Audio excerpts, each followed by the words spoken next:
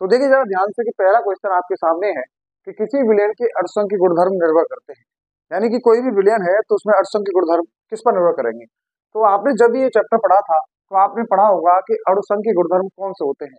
अणुसंख्यक गुणधर्म तो जैसा इसके नाम से पता चल रहा है कि किसके ऊपर डिपेंड करेगा, अणु प्लस संख्या का मतलब संख्या पर, यानी कि अणुओं की संख्या पर निर्भर करेगा। किसके अणुओं की संख्या पर निर्भर करेगा, ये विलय के कणों की संख्या पर निर्भर करता है। तो इसका पहला ही ऑप्शन ठीक है कि ये विलय के कणों की संख्या पर निर्भर करता है। इसमें सम में प्रकृति दे रखा है, इसका मतलब तीनों ही ऑप्शन गलत है इसके। अगला क्वेश्चन है कि MnO4 में Mn की ऑक्सीडेशन संख्या क्या है। तो देखो 11th क्लास में ही ये बता दिया जाता है कि कैसे हम इसको निकालते हैं। तो देखो इसको निकालने का तरीका, तो KMnO4, तो KMnO4 में आप देखें Mn की ऑक्सीडेशन नंबर कैसे निकालेंगे, इसको मानेंगे x।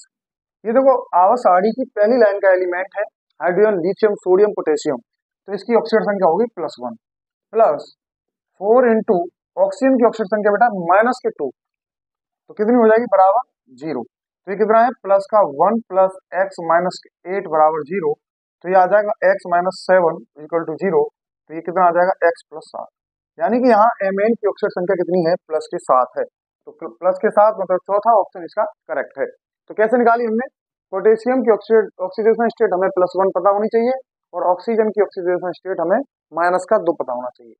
अगला क्वेश्चन है हमारा कि CONS3 का होल 4 Cl2Cl में CO की उपसह संयोजक संख्या क्या है, यानी कि इसमें क्वेश्चन पूछा है कि उपसह संयोजक संख्या निकालनी है। तो बेटा कोऑर्डिनेशन नंबर क्या होती है, आप सभी लोगों ने पढ़ा होगा उपसह संयोजक संख्या। तो कोई भी धातु आयन लिगेंड के साथ में जितने भी बंध बनाता है, कोई भी धातु आयन लिगेंड के साथ में जितने भी बंध बनाता है उसे हम क्या कहते हैं, उपसह संयोजक संख्या कहते हैं। तो जैसे CO ने यहाँ पर 4 तो NH3 के साथ बॉन्ड बना रखे हैं और 2 Cl के साथ बॉन्ड बना रखे हैं, 4 NH3 के साथ 2 Cl के साथ, तो कितने बॉन्ड बना दिए टोटल, इसने 6 बॉन्ड बना दिए। इसका मतलब इसका आंसर कितना आ जाएगा 6। अब इसके बाद अगली रिएक्शन है इटार्ड अभिक्रिया में टोल्यूइन को बेंजील्डिहाइड में ऑक्सीडेट करते हैं, किसके द्वारा ऑक्सीडेट करेंगे, यानी कि वो पूछ रहा है कि इटार्ड अभिक्रिया क्या होती है। तो आप देखें जरा ध्यान से इटार्ड अभिक्रिया, तो इसके लिए आप ऐसे समझिए कि बेंजीन के ऊपर अगर CH3 लग गया तो इसका नाम हो गया बेटा टोल्यूइन। क्या नाम है इसका, टोल्यूइन। अब इस टोल्यूइन की रिएक्शन करवाएं हम, क्या करवाएं, टोल्यूइन की रिएक्शन। तो एक तो KMnO4 डालें आप इसमें, देखो ध्यान से, इसमें डालें आप CrO2Cl2 और या फिर B2O5 डालें 350 डिग्री सेल्सियस। तो ये दोनों का काम ही इसका ऑक्सीकरण करना है, इन दोनों का काम क्या है बेटा, ऑक्सीकरण करना इसका। तो KMnO4 एक स्ट्रॉन्ग ऑक्सीडाइजिंग एजेंट है, तो ये कंप्लीटली इसको COOH में बदल देता है, किसमें बदल देता है, COOH में। और CrO2Cl2 डालें तो ये इसको CHO में बदल पाता है। आप जानते हैं कि एल्कोहल का ऑक्सीकरण किसमें होता है, एल्डिहाइड में, और एल्डिहाइड का ऑक्सीकरण किसमें होता है, कार्बोक्सिलिक अम्ल में। और आप जानते हैं कि ये तभी हो सकता है इसको डायरेक्ट कन्वर्ट जब इसमें कोई स्ट्रॉन्ग ऑक्सीडाइजिंग एजेंट हो। तो जो KMnO4 है वो एक स्ट्रॉन्ग ऑक्सीडाइजिंग एजेंट है, ऑक्सीकरण करता है बहुत तेजी से, तो इस CH3 को किसमें बदल देता है, COOH में। और ये CrO2Cl2 एक थोड़ा सा इससे कम अच्छा है, तो इसलिए इसमें किसमें बदलता है, इससे जस्ट एक स्टेप पीछे।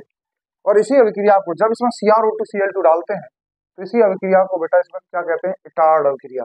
तो कौन सा रिएजेंट डालते हैं इसमें, CrO2Cl2। तो देखिए जरा ध्यान से इसमें कौन सा ऑप्शन है, CrO2Cl2, ये दूसरा ऑप्शन है, ठीक है। अगला क्वेश्चन है कि बेंजीन डाइएजोनियम क्लोराइड की अभिक्रिया क्षारीय माध्यम में फिनॉल से होने पर क्या प्राप्त होगा। तो फिनॉल से अभिक्रिया करानी है, तो किससे अभिक्रिया करानी है, फिनॉल से।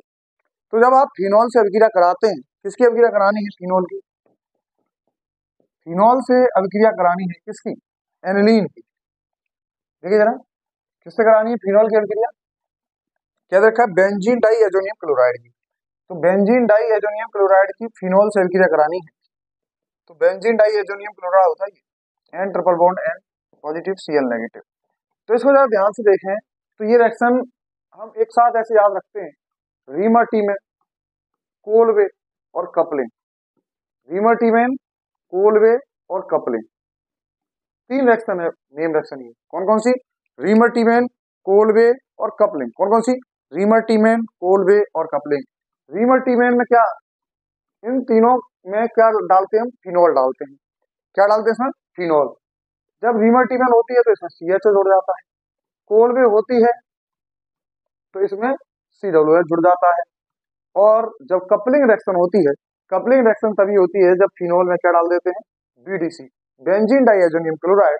तो यहाँ से पैरा हाइड्रोक्सी है जो बेंजीन बनता है, ये यहाँ पे फिनॉल बन गया, और ये एनिलीन जो होता है ये इसके साथ यहाँ पे अटैक करके यहाँ पे जुड़ जाता है। तो क्या बन जाता है इसमें, पैरा हाइड्रोक्सी, ये क्या हो गया, OH, तो पैरा हाइड्रोक्सी एजोबेंजीन। तो क्या बन गया, पैरा हाइड्रोक्सी एजोबेंजीन। तो इसका कौन सा ऑप्शन है, दूसरा ऑप्शन इसका करेक्ट है। अगला क्वेश्चन है कि किस विटामिन की कमी से रतौंधी रोग होता है। तो आप जानते हैं विटामिन ए की कमी से रतौंधी रोग होता है, ठीक है। तो ये इस तरीके से इस तरह के ऑब्जेक्टिव क्वेश्चन आते हैं, हर पेपर में 6 ऑब्जेक्टिव क्वेश्चन आते हैं ऐसे ही। अब हम बात कर रहे हैं कि एक नेक्स्ट क्वेश्चन, दूसरा ऑप्शन। अब जैसे पहले 6 क्वेश्चन ऑब्जेक्टिव होते हैं, दूसरे में 4 क्वेश्चन आते हैं, दूसरे पार्ट में 2-2 नंबर का प्रत्येक क्वेश्चन होता है। हमें इसमें कुछ बेसिक से क्वेश्चन दे रखे होते हैं, जैसे क्या देखा है, मोलरता और मोललता में अंतर स्पष्ट करो। तो मोलरता क्या होती है और मोललता क्या होती है। तो जब भी अंतर स्पष्ट करने की बात आती है तो अंतर स्पष्ट करने के लिए सबसे पहले ये पता हो कि इनमें समानता क्या है, तभी तो अंतर होता है किसी चीज में। अंतर हम उन्हीं चीजों में करते हैं जिनमें कोई सिमिलरिटीज हो। तो मोलरता और मोललता में क्या अंतर है, तो मोलरता और मोललता दोनों ही विलेय के मोलों की संख्या है, दोनों ही क्या है, ये विलेय के मोलों की संख्या है, ये दोनों ही विलेय के मोलों की क्या है, संख्या है। मोलरता भी विलेय के मोलों की संख्या है और मोललता भी विलेय के मोलों की संख्या है। दोनों ही अगर विलेय के मोलों की संख्या है तो दोनों में क्या अंतर है। तो जब मोलरता की बात करते हैं तो हम कहते हैं कि 1 लीटर विलियन में ये विलेय के मोलों की संख्या को देखते हैं। मोलरता में हम क्या देखते हैं, 1 लीटर विलियन में विलेय के मोलों की संख्या, और मोललता में क्या देखते हैं, 1 किलोग्राम विलायक में विलेय के मोलों की संख्या। तो दोनों में थोड़ा सा अंतर है, यहाँ हम 1 लीटर विलियन के अंदर विलेय के मोल देखते हैं और यहाँ हम 1 किलोग्राम विलायक में विलेय के मोल देखते हैं। अगर हम ताप का प्रभाव देखें दोनों पे, किसका प्रभाव देखें, ताप का, तो क्योंकि इसमें आयतन आ रहा है, 1 लीटर का मतलब किसकी बात कर रहा है, ये आयतन की बात कर रहा है, तो आयतन ताप से बढ़ जाएगा, यानी कि ताप बढ़ाने पर ये प्रभावित होगी मोलरता, लेकिन मोललता प्रभावित नहीं होगी, क्योंकि इसमें क्या दे रखा है, 1 किलोग्राम द्रव्यमान। तो द्रव्यमान ताप से नहीं बदलता है, इसीलिए हम कहते हैं कि मोलरता पर ताप का प्रभाव पड़ता है, मोललता पर ताप का प्रभाव नहीं पड़ता।